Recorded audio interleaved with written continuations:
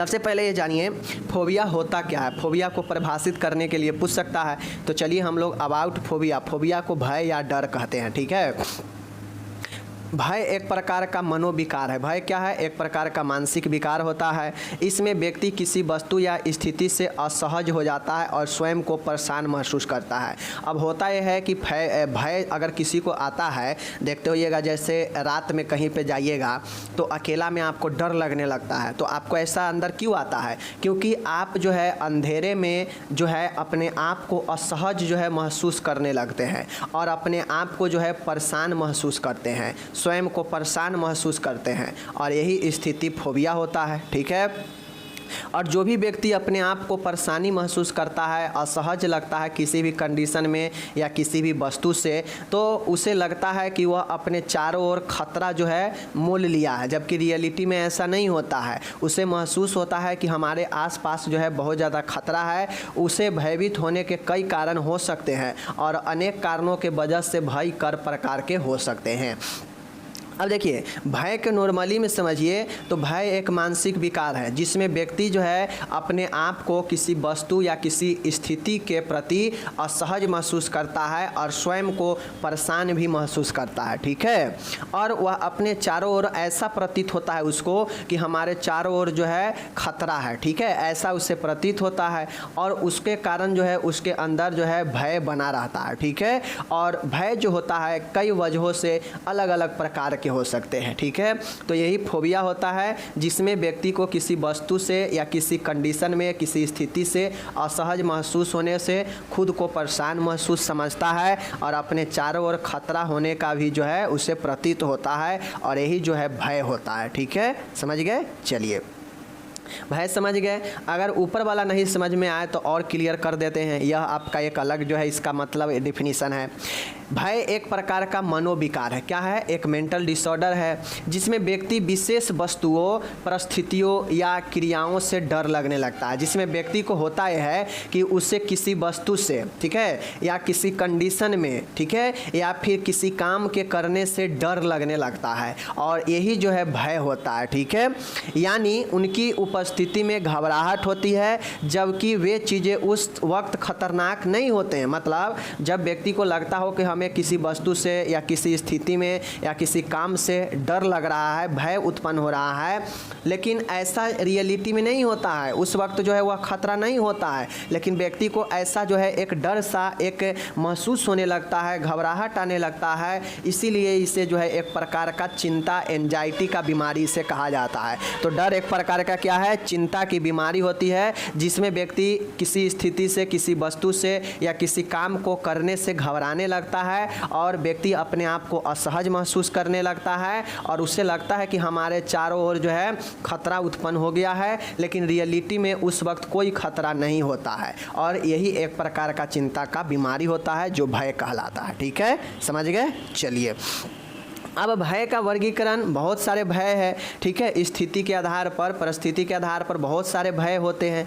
चलिए हम भय को देखते हैं, कुछ भय को डिस्क्राइब कर लेते हैं और बाकी भय को जो है हम लोग समझेंगे कि कौन सा भय क्या होता है। ठीक है, देखिए, एक होता है एक्रोफोबिया। एक्रोफोबिया में जब व्यक्ति होता है तो उसे भीड़ से डर लगने लगता है। मतलब क्राउड से जो है व्यक्ति को डर लगता है, वह भीड़ में जाना, लोगों के बीच में जाना पसंद नहीं करेगा, वह अकेला रहना ही पसंद करेगा। तो भीड़ से डर लगना मतलब जो व्यक्ति को भीड़ से डर लगेगा तो वह तो अकेला में ही रहेगा ना, तो अकेले रहना या भीड़ से बहुत डर लगना ही एक्रोफोबिया होता है। ठीक है, अब देखिए, यह फोबिया बहुत ही गंभीर किस्म का होता है। यह ऐसे स्थान अथवा परिस्थिति में होने का डर है जिनसे बचना कठिन हो, अथवा अचानक बढ़े हुए लक्षणों की स्थिति में सहायता न मिलने का डर। अब मान गए आप कहीं पे अभी अकेला है, लेकिन अचानक से आप जो है एक्सेप्ट नहीं कर रहे हैं कि यहाँ पे भीड़ हो जाएगा, लेकिन अचानक से भीड़ उत्पन्न हो जाएगा, तो क्या हो जाएगा? उस स्थिति से आपको डर लगने लगेगा। क्यों? क्योंकि आप अकेले रहने वाला व्यक्ति है, आपको भीड़ से डर लगता है। तो अचानक जैसे ही यह जो है सिचुएशन आएगा तो यह लक्षण में जो है आपको क्या होता है? कठिन होने लगता है व्यक्ति को बचना। ठीक है, और यही जो है आपके अकेले रहना और भीड़ से डर होता है। ठीक है, दूसरा है सामाजिक फोबिया। सामाजिक फोबिया अजनबी लोगों से मिलने की परिस्थिति में तर्कहीन डर इस फोबिया का आवश्यक लक्षण है। इस प्रकार के सामाजिक फोबिया में लोगों के सामने बोलने, खाते और लिखते समय डर शामिल है। यह ऐसा व्यवहार कर सकता है जो उसे परेशानी में डाल देगा। माय डियर, सामाजिक फोबिया का मतलब होता है कि समाज में रहते हुए फोबिया। जैसे देखते हुए कोई व्यक्ति ऐसा होता है, बहुत शर्मीले टाइप का होता है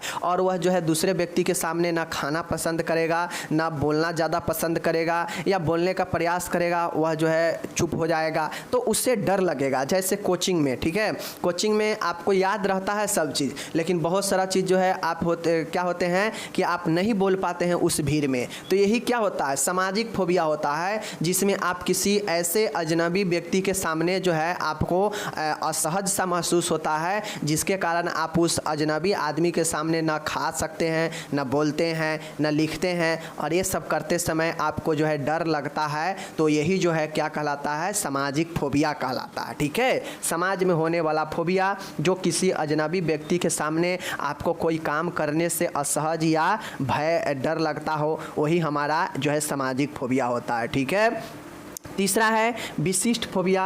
माय डियर, विशिष्ट फोबिया का मतलब होता है कि इससे पहले साधारण फोबिया कहा जाता था। विशिष्ट फोबिया को, स्पेसिफिक फोबिया को पहले जो है क्या कहा जाता था, साधारण सिंपल फोबिया कहा जाता था। इस फोबिया के मुख्य लक्षण है लंबी अवधि तक किसी विशेष वस्तु अथवा परिस्थिति के उपस्थिति में आकरण डर लगना। इसके कुछ प्रमुख उदाहरण निम्नलिखित है।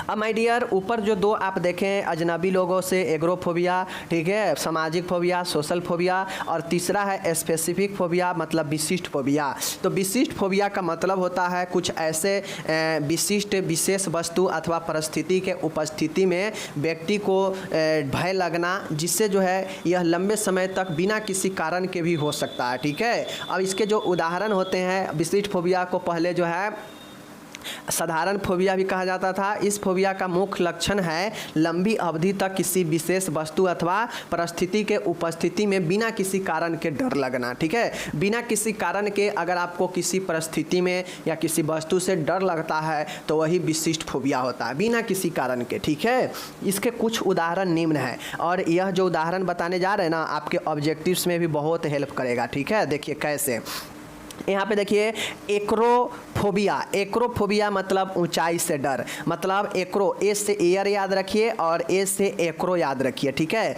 तो एक्रोफोबिया जो व्यक्ति ऊंचाई पर चढ़ जाता है और उसके बाद उसे जो है डर लगने लगता है तो उसे एक्रोफोबिया कहते हैं। ओके, एक्वाफेबिया। एक्वाफेबिया मतलब क्या होता है, एक्वा मतलब क्या होता है, पानी, समझ गए, और फोबिया मतलब डर, तो एक्वाफोबिया मतलब पानी से डर। ठीक है, हाइड्रोफोबिया में भी जो है पानी से ही डर होगा। ठीक है, गेमोफोबिया है माय डियर, गेमोफोबिया होता है, तो गेमोफोबिया में होता है विवाह से डर, कोई व्यक्ति को विवाह करने से ही डर लगता है तो उसे गेमोफोबिया कहते हैं, याद रखिएगा, इंपॉर्टेंट है। जेनोफोबिया, जेनोफोबिया जो होता है एक्स है, तो जीनोफोबिया मतलब होता है कि कोई अजनबी व्यक्तियों से मिलना या कोई नए रीति रिवाजों से डर लगना ही या विदेशी लोगों से डर लगना ही जेनोफोबिया कहलाता है। ठीक है, उसके बाद है जीनोफोबिया है, यहाँ पे जेनोफोबिया है। जेनोफोबिया का मतलब जी वाला रहेगा, जी वाला रहेगा तो समझ जाइएगा कि यह जो है संभोग से डर लगता है। ठीक है, और एक्स वाला रहेगा तो अजनबी वाला से डर होगा। ठीक है, कोई दिक्कत नहीं। चलिए, अब यहाँ पे अगर जेनोफोबिया रहेगा तो व्यक्ति को सेक्स यानी संभोग से डर लगेगा, वह नहीं करेगा। ठीक है, जूफोबिया मतलब जानवरों से डर लगेगा। ओके, कोई दिक्कत नहीं। चलिए आगे देखते हैं।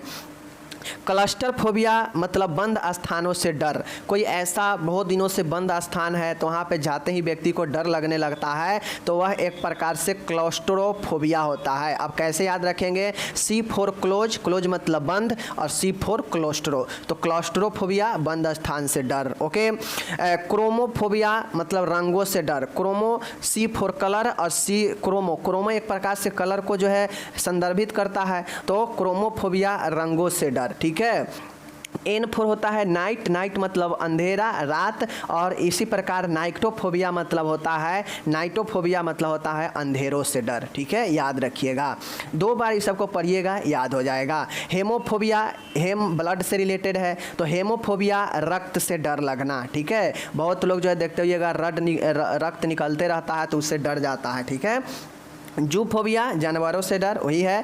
फार्मेकोफोबिया, फर्मा मतलब औषधि, यानी दवाई लेने से डर आएगा व्यक्ति को, दवाई नहीं ले पाता है वो व्यक्ति तो उसे औषधि का भय होता है, फार्मेकोफोबिया होता है। तो यह सब फोबिया का प्रकार है जो कि विशिष्ट फोबिया में आता है। इसको 2 बार आप पढ़िएगा, आपको याद हो जाएगा। ठीक है, अब ये सब फोबिया होने के कारण क्या होते हैं? तो माय डियर, ये सब फोबिया होने के निम्न कारण है। कौन कौन कारण है याद रखना है।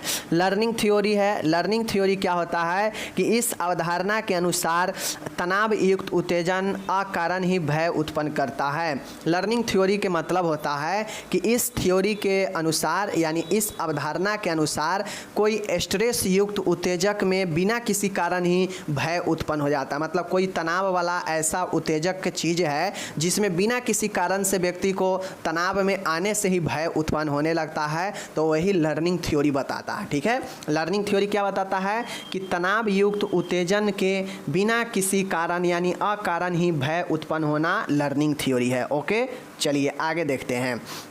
दूसरा है माय डियर, यहाँ पे देखिएगा, दूसरा बहुत शानदार है साइकोडायनोमिक थ्योरी। साइकोडायनोमिक थ्योरी क्या होता है कि इस अवधारणा के अनुसार आत्मा की दमनात्मक प्रक्रिया के असफल होने पर जो है सेकेंड रक्षात्मक प्रक्रिया के रूप में विस्थापन होता है। अब ये साइकोडायनोमिक थ्योरी का मतलब होता है कि मान गए कोई व्यक्ति है और जैसे ही व्यक्ति के अंदर जो आत्मा है, जो उसका मन है, उसमें जैसे ही असफल होता है तो उससे व्यक्ति के अंदर डर लगने लगता है। ठीक है, मतलब रिप्रेशन हो जाता है, दमन हो जाता है, और यह द्वितीय रक्षात्मक प्रक्रिया के रूप में डिस्प्लेसमेंट विस्थापित हो जाता है। समझ गए? तो यह साइकोडायनोमिक थ्योरी होता है जिसमें आत्मा के दमनात्मक प्रक्रिया में असफल होने पर यह डर उत्पन्न होता है, तो यह साइकोडायनोमिक थ्योरी होता है। तो दूसरा कारण साइकोडायनोमिक थ्योरी।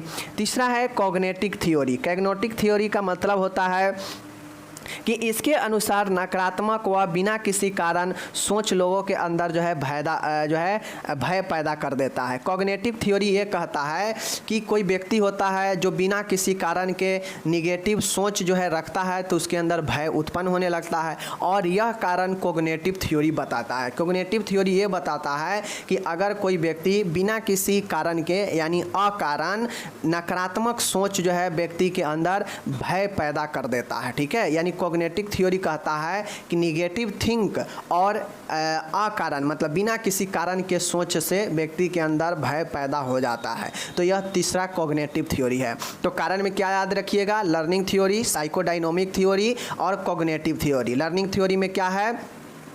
तो लर्निंग थ्योरी में साइकोडायनोमिक में क्या है कि आत्मा के दमन में होने के कारण, असफल होने के कारण ये चीज़ें होता है। लर्निंग थ्योरी में है कि तनाव युक्त उत्तेजक में बिना किसी कारण के ही भय उत्पन्न हो जाता है, और कॉग्निटिव थ्योरी कहता है कि नकारात्मक और बिना किसी कारण के सोच जो है व्यक्ति के अंदर भय पैदा कर देता है। तो ये 3 थ्योरी याद रखिएगा, आपका भय का कारण यही तीनों थ्योरी पर आधारित है। ठीक है, अब आता है लक्षण सिम्टम्स। फोबिया, अगर मानिए किसी व्यक्ति के अंदर डर समाता है, भय आता है, तो उसमें भय के क्या क्या लक्षण होते हैं। ठीक है, चलिए देखते हैं। समझ गए?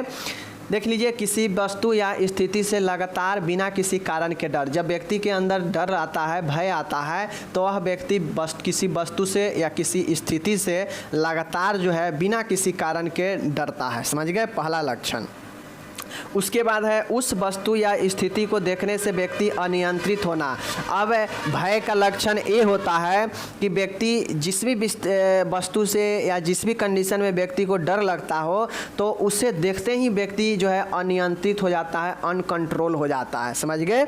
और अपने आप को असहज महसूस करने लगता है। ओके, डरावनी वस्तु या स्थिति से व्यक्ति तुरंत चिंता में पड़ता है। अब कुछ ऐसे वस्तु होते हैं जो व्यक्ति के सामने डरावनी हो सकता है और कुछ ऐसे कंडीशन हो सकते हैं जो डरावना हो सकते हैं और वैसे स्थिति में तुरंत जो है व्यक्ति चिंता में पड़ जाता है। तो यह भी लक्षण है। व्यक्ति मूर्छित होकर गिर भी जाएगा, उसमें जो है क्या आ जाएगा, एपिलेप्सी मतलब मूर्छा आ जाएगा और गिर जाएगा डर से, ठीक है। उत्पात मचा सकता है, व्यक्ति बहुत ज़्यादा डरने के बाद उत्पात भी मचाने लगता है, ठीक है। जैसे कहेगा कि देखो देखो देखो वहाँ भूत है भूत है भूत है, मतलब बिना किसी कारण के डरेगा, ठीक है। खुले व सार्वजनिक स्थानों पर जाने से डर। अब जितना भी आप प्रकार देखें ना, सब प्रकार यहाँ पे आप लिख दीजिएगा लक्षण, तो जो है आपको हो जाएगा। जैसे शादी से डर, ठीक है, अजनबी लोगों से जो है डर होना, ठीक है, संभोग से डर, ऊंचे स्थानों से डर, अंधेरों से डर, तो ये सब लक्षण इसमें आप लिख दीजिएगा। प्रकार वाला को यहाँ पे लक्षण में लिख दीजिएगा तो सही हो जाएगा, ठीक है।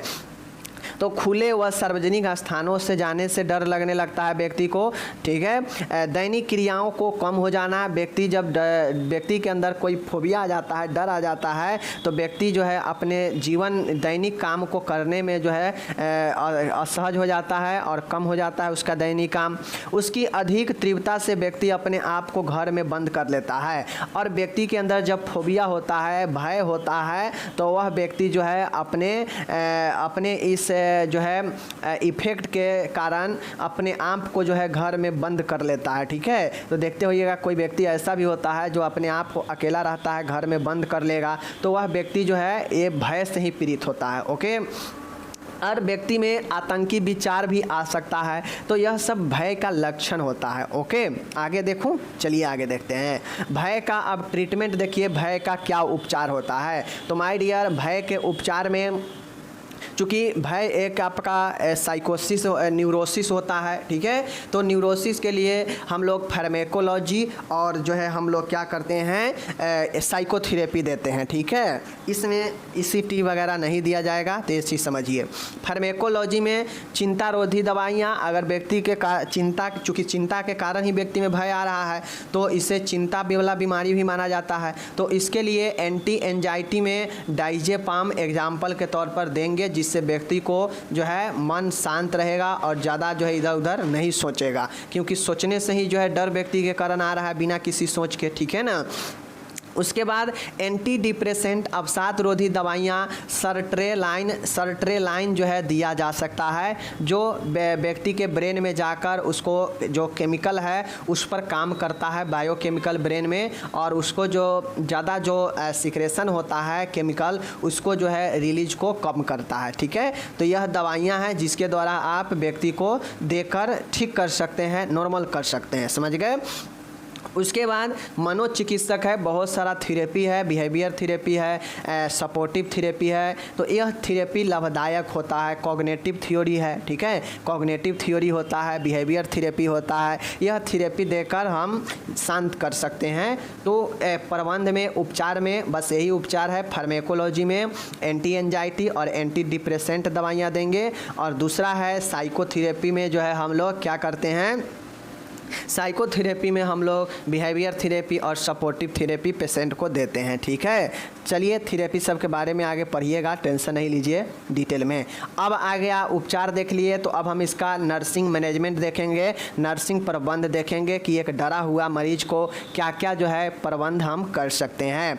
तो मरीज के भय के कारणों को पता लगाना। अगर कोई मरीज डरा हुआ है तो आप उसके डरे होने का, भय होने का कारण का पता लगाइए, ठीक है। दूसरा यह है कि मरीज को सुरक्षित वातावरण प्रदान करिए। ऐसा वातावरण नहीं प्रदान कीजिए जहाँ पे पेशेंट जो है असहज महसूस करे, उसे डर लगे। उस वातावरण से हटाकर सुरक्षित वातावरण में दीजिए, ठीक है।